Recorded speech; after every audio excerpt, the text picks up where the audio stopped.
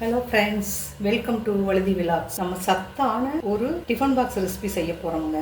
என்னன்னு பார்க்குறீங்களா? அதாவது முருங்கைக்கீரையை வச்சு நம்ம டிஃபன் பாக்ஸ்க்கு ஒரு ரைஸ் செஞ்சு கொடுக்குறோம். இது வந்து ரொம்ப ஈஸியான வழிதாங்க. குழந்தைங்க வந்து கீரையாக செஞ்சு கொடுத்தா சாப்பிட மாட்டாங்க. ஆனால் நம்ம முருங்கைக்கீரையில் வந்து நிறைய சத்து இருக்குது, அயனிங் இருக்குது, ஹீமோகுளோபின் லெவல் அதிகமாகும். நிறைய இருக்கிறதுனால நம்ம ஏதாவது ஒரு வகையில் அவங்களுக்கு செஞ்சு கொடுக்கணும். இப்போ நான் முருங்கைக்கீரை எடுத்துருக்குறேங்க. முருங்கைக்கீரை சும்மா ஒரு டிஃபன் பாக்ஸ் அளவாக க்ளீன் பண்ணி மிக்சி ஜாரில் அரைச்சி வச்சுருக்கேன். வெங்காயம், பச்சை மிளகாய் கட் பண்ணி வச்சிருக்கேன். இஞ்சி பூண்டு தட்டி எடுத்து வச்சிருக்கேன். ஒரு 2-3 புதினா இலை, கொஞ்சம் கருவேப்பிலை, ஒரு பிரிஞ்சி இலை, கொஞ்சம் கடற்பாசி, 2 ஏலக்காய் எடுத்து வச்சிருக்காங்க. சின்ன தக்காளி ஒன்று கட் பண்ணி வச்சிருக்கேன். இப்போ வந்து நம்ம இந்த செய்முறை பார்க்கலாங்க. அடுப்பத்தை வச்சு பாத்திரம் வச்சுக்கலாங்க. கொஞ்சம் தேங்காய்,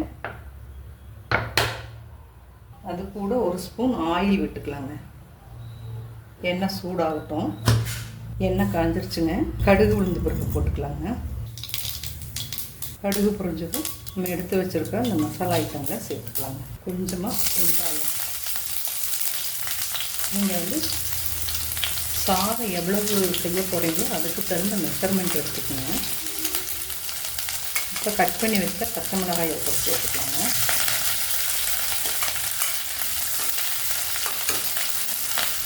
நம்ம இடித்து வச்ச இஞ்சி பூண்டு இது ரெண்டும் ஒரு கூட சேர்த்துக்குவோம்.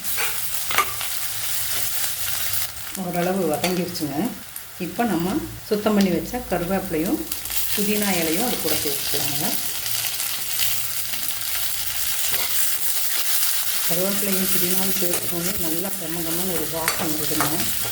குழந்தைங்க நல்லா விரும்பி சாப்பிடுவாங்க. ஸ்கூல் போகிற குழந்தைகளுக்கு இந்த மாதிரி நீங்கள் செஞ்சு கொடுக்கலாங்க. மஞ்சத்தூள் ஆட் பண்ணிக்கலாங்க. வெங்காயம் நல்லா வதங்கிருச்சு. இந்த ஸ்டேஜில் ஒரு தக்காளி கட் பண்ணி வச்சுருந்தீங்களா அதை ஆட் பண்ணிக்கலாம்.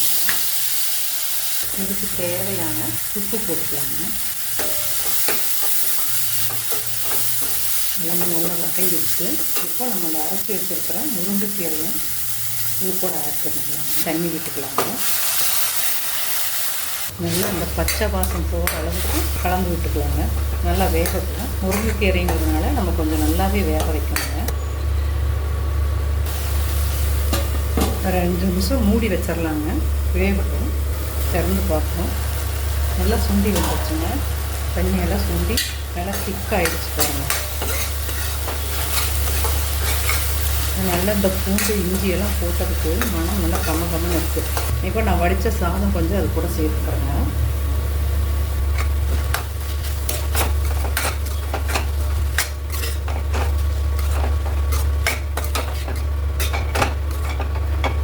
இது வந்து ஹெல்த்தியான டிஃபன் பாக்ஸுக்கு நீங்கள் செய்யக்கூடிய ஒரு சாதம்ங்க. குழந்தைங்க வந்து பொதுவாக கீரைன்னாவே கொஞ்சம் அதிகம் விரும்பி சாப்பிட மாட்டாங்க.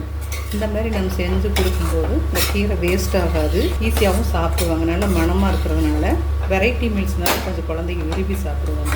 இது இவ்வளோதாங்க. இது இவ்வளோ ஈஸியான வேலை தான். பாருங்கள், அவ்வளோதாங்க, ரெடி ஆகிடுச்சு. நீங்கள் விரும்பினா கொஞ்சம் நெய் விட்டுக்கலாம். நான் வந்து கொஞ்சமாக நெய் சேர்த்துக்கிறேங்க. இது நான் வீட்டிலையே காய்ச்சி எடுத்து வச்ச நெய் தான். குழந்தைகளுக்கு நெய் வந்து ரொம்ப நல்லது, ஓடி ஆடி விளையாடுறாங்க இல்லைங்களா, அதனால் ஒரு 1/2 ஸ்பூன் வந்து சேர்த்துக்கிறேங்க. அவ்வளோதாங்க.